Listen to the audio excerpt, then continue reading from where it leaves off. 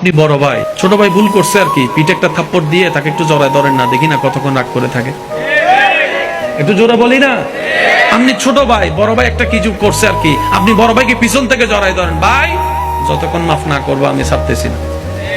সে হয়তো প্রথমবার ধাক্কা দিয়ে বলবে তোর সাথে আমার কোনো সম্পর্ক নাই, দ্বিতীয়বার ধাক্কা দিয়ে বলবে তুই আলাদা আমি আলাদা।